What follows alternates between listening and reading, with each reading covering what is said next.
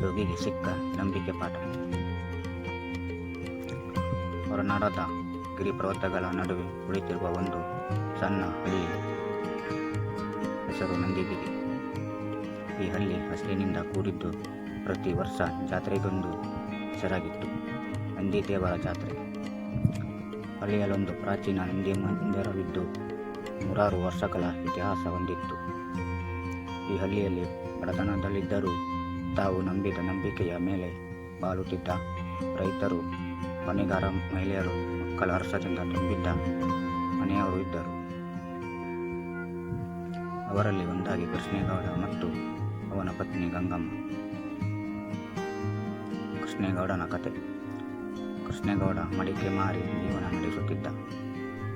ಗಂಗಮ್ಮ ತಿರುಳು ಕಾಳು ರಾಗಿ ಹಿಟ್ಟುಗಳಿಂದ ಊಟ ಮಾಡುತ್ತಿದ್ದಳು. ಅವರು ಬಡವಾಯಿತು, ಆದರೆ ಪ್ರಾಮಾಣಿಕ ಜೀವನವನ್ನು ನಡೆಸುತ್ತಿದ್ದರು. ಮಕ್ಕಳಿಲ್ಲದ ದಂಪತಿಗೆ ದೇವರಲ್ಲಿ ಅಪಾರ ನಂಬಿಕೆ. ಹೆಚ್ಚಿನ ಕಾಲ ದೇವಾಲಯದಲ್ಲಿ ಸೇವೆ ಮಾಡಿದ್ದ ಗಂಗಮ್ಮ ಪ್ರತಿದಿನ ದೇವರಿಗೆ ಪುಷ್ಪ ಸಮರ್ಪಿಸುತ್ತಿದ್ದಳು. ನಂದಿಮೂರ್ತಿಗೆ ಮಲ್ಲಿಗೆ ಹೂವು ವಿಶೇಷ. ಆದರೆ ಒಂದು ವರ್ಷ ಬಿರುಗಾಳಿಯಿಂದ ಮಲ್ಲಿಗೆ ಗಿಡಗಳು ಅಲ್ಲಿ ಪಕ್ಕದ ತೋಟದಲ್ಲೆಲ್ಲ ನಾಶವಾಗಿದ್ದವು. ಆ ಸಮಯದಲ್ಲಿ ಒಂದು ವಿಚಿತ್ರ ಘಟನೆ. ಆ ಕಾಲದಲ್ಲಿಯೇ ಹಳ್ಳಿಗೆ ಹೊಸಬನೊಬ್ಬ ಬಂದ.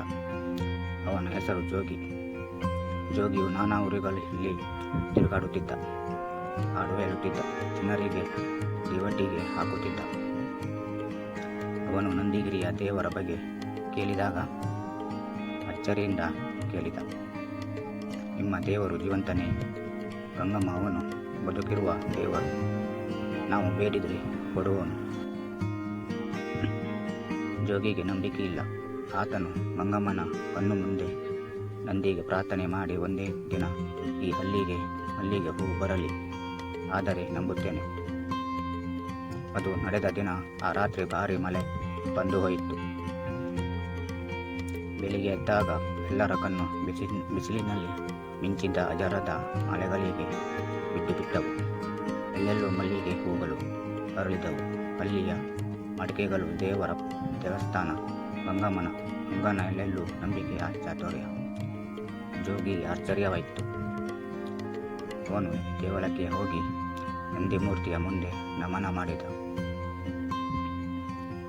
ಆತನು ಗಂಗಮ್ಮನ ಬಳಿ ಬಂದು ಹೇಳಿದ, ನೀನು ಸತ್ಯವನ್ನೇ ನಂಬಿದ್ದೆ ಗಂಗಮ್ಮ. ನಂಬಿಕೆ ಬಲವಾದರೆ ನಿಸರ್ಗವೇ ಸಹಾಯ ಮಾಡುತ್ತೆ. ಇದು ಹೇಗೆ ಸಾಧ್ಯವಾಯಿತು? ಈಗಾಗಲೂ ಒಂದು ಪುಟ್ಟ ಕಾರಣ. ಕೃಷ್ಣೇಗೌಡ ತನ್ನ ಮಡಿಕೆಯಲ್ಲಿ ಕೆಲವು ಮಲ್ಲಿಗೆ ಗಿಡಗಳನ್ನು ತುಂಬು ಕಾಳಜಿಯಿಂದ ಬೆಳೆಸುತ್ತಿದ್ದ. ಆದರೆ ಅವನು ಅದನ್ನು ಯಾರಿಗೂ ಹೇಳಿರಲಿಲ್ಲ. ಅವನು ದೇವರ ಸೇವೆಗೆ ಹೂ ಕೊಡಬೇಕೆಂಬ ನಿಶ್ಚಯದಿಂದ ಹೂಗಳನ್ನು ಕುಳಿಸಿಕೊಂಡಿದ್ದ. ಜಾತ್ರೆಗೆ 15 ದಿನಗಳು ಇದ್ದಾಗ ಹೂ ಅರಳಿದವು.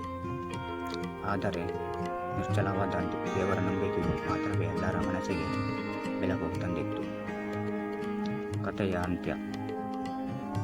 ಜೋಗಿ ಈಗ ನಂಬಿಕೆ ಹೊಂದಿದ್ದವನು. ಅವನು ನಂದಿಗಿರಿಯ ಹಳ್ಳಿಯಲ್ಲಿಯೇ ನೆಲೆಸಿದ. ದೇವಾಲಯದ ಮುಂದೆ ಹಾಡು ಹೇಳುತ್ತಿದ್ದ.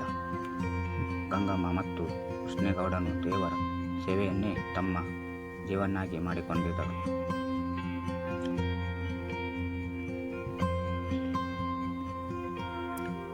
ನೈತಿಕತೆ.